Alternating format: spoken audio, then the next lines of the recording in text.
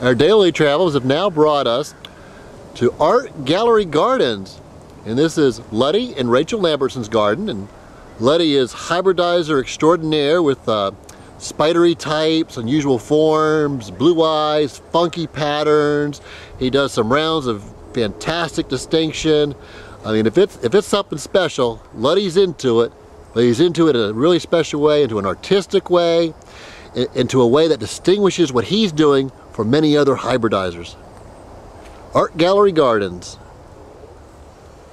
Okay, what we're going to do, we have Ludlow Lambertson with us, and Ludlow's going to walk along and give us some commentary about these beautiful flowers today. And we're going to start off with showing you some introductions from the past few years. And Ludlow, what we have here? Aerial applique? Yeah, this is aerial applique. It's a, I'm doing applique throats, both in the UF and long petal category, and also round and different odd shape forms. This is very interesting because it's been in bloom. It started blooming in February, and it was hit by freezes, and then it just kept sending up rebloomscapes, and has bloomed all of March, all of April, and so far all of May, and it's still sending up rebloomscapes. So wow. This is a very long and very early extraordinary bloomer. I think the front flower is better. Okay, Ludlow, who are we looking at now? Okay, this is called Amethyst Outlined, another new introduction this year. It's a tall UF with kind of an amethyst base for the sepals and petals, with a bluish eye zone, and it also it comes out of teeth breeding, and it doesn't manifest that, but it does have a an edge on it. So I'm working on UFs, trying to put edging on them. Okay, this is another new introduction this year. It's called Spiral Nebula, a very large UF in the pattern category. The eye always seems to have some sort of pattern to it. It's got a really nice scape to it. It's a real action bloom. It looks different all the time.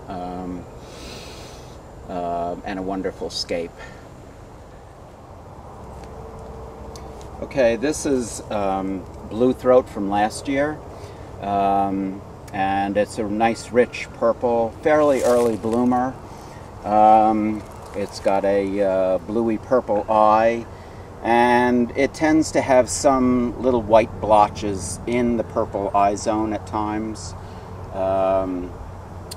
I love the patterns in all forms, so this is one that I'm still working with to create pattern in the eye zones for UFs.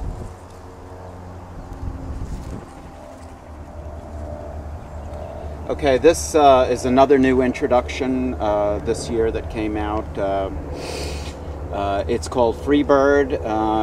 It's a very flat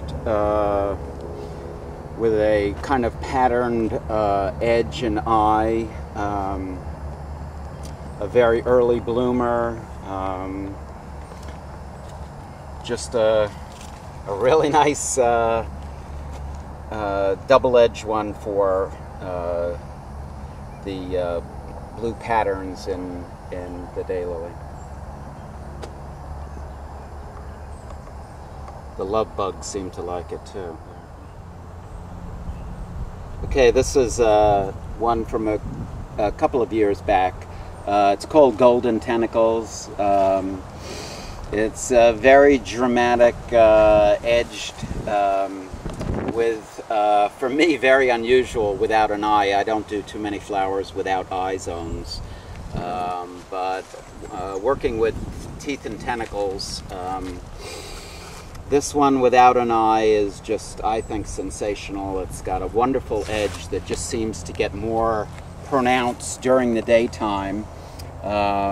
It just glitters and glows, and sometimes the flowers can turn almost white by the end of a hot day, and that gold edge just gets more and more intense.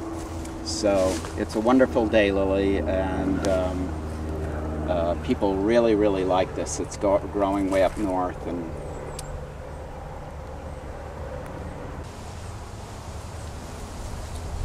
okay, this is another large UF from last year. It's called Among Us, another takeoff on the extraterrestrial type of things where we call unusual forms UFOs. A very large pink lavender bloom with a huge white green eye. It has a lot of different looks to it. It's quite tall, and the interesting thing about it, it seems to do an awful lot of polytepling.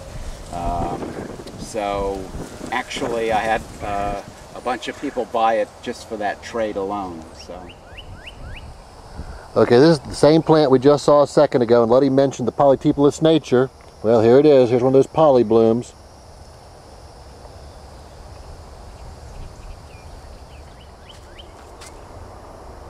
Okay, this is another little small, probably my smallest UF. Again, this one comes out of teeth breeding. Both parents were much larger. And this is a fairly small bloom, but what I love about it is its patterned eye. It's quite pod fertile, and trying to do some smaller things in the UF category along with some of the really large ones. So. It also holds this pattern, which can look anywhere from gray one day to into the blues and purples, but it always holds its pattern. Okay, this is another one from last year, which we have pretty much sold out of this year. It's called Whirlpool Galaxy, a very twisty, twisty-turny UF with a very dramatic kind of a red purpley eye. Has a lot of different looks, as they all do. What's interesting about this one is that the sepals kind of drop down from the petals, giving it a very sculptural look. A real vigor in this plant also. These things put in the ground and they become a clump, it seems like almost overnight. Okay, this is Bird Talk from last year. Another one of my patterned daylilies with a big wide open form. What's nice about the pattern in the eye is it goes out onto the edge where you have at least 3 colors. This is something that I've used extensively in my breeding program to get these patterned eyes and pattern edges. This seems to be growing well all the way up into Canada.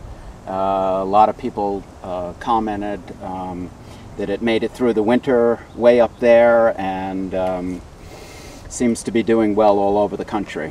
So, Letty, I grew this up in central North Carolina, and at Happy Moose, this is an important breeder for me. I mean, this was the #1 breeder in my unusual form program last year. I love this too, and it's just remarkable flower. This is one that anyone who's serious about wanting something very unique and something very special really needs to consider. Well, look at that detail pattern.